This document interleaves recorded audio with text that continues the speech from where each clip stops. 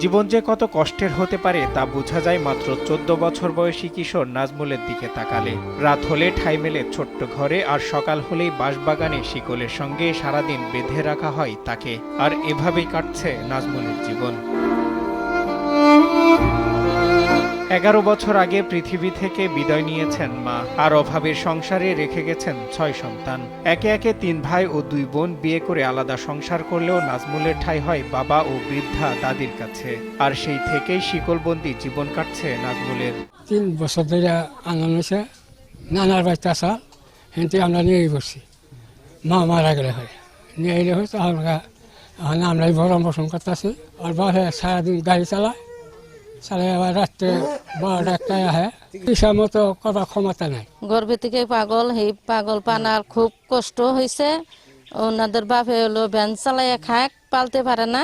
ওনার একটা দাদি আছে বুড়া, তার দেখশন একটু করে।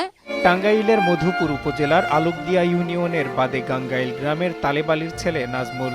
মাত্র ৩ বছর বয়সেই মাকে হারাতে হয়। বাবা সারাদিন ভাড়া ভ্যান চালিয়ে যা পান তা দিয়েই শিকলবন্দি সন্তানের মুখে খাবার তুলে দেন। কিন্তু বর্তমানে তার চিকিৎসার খরচ চালানো পরিবারটির কাছে আকাশ সমান কষ্ট হয়ে পড়েছে।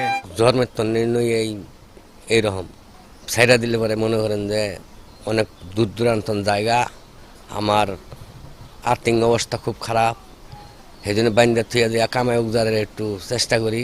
চিকিৎসা করার জন্মের পরে আগে চেষ্টা করছি, কিন্তু কাজ হয় নাই দিকে এখন বাড়ি দিছি। এখন আর্থিক অবস্থা খারাপ, আরও করা হয় না।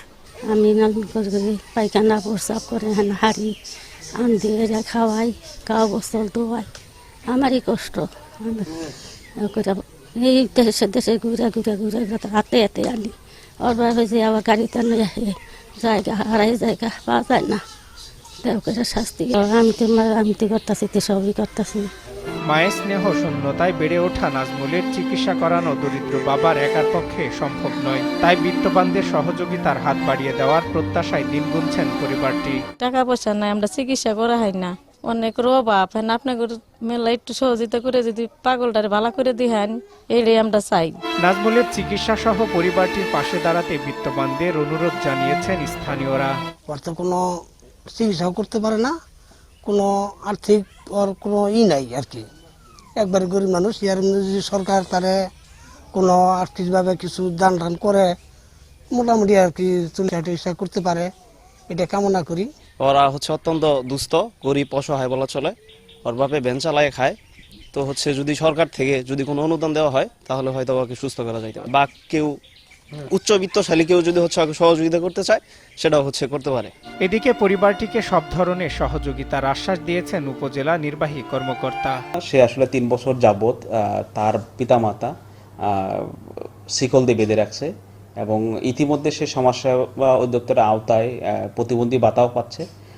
যেহেতু পরিবারটা খুবই অসহায় এবং তাদের সহায় সম্বল খুবই কম, আমি উপজেলা হিসাবে চেষ্টা করব যে তাকে কিভাবে দ্রুত সংস্থান করতে এবং চিকিৎসার ব্যবস্থা করা যায়। বিত্তবানদের সহযোগিতায় ফিরে পেতে পারে নাজমুলের স্বাভাবিক জীবন, আর এমনটাই প্রত্যাশা সকলের। সজল বিশ্বাস, নিউজ ডেস্ক, দেশ টিভি।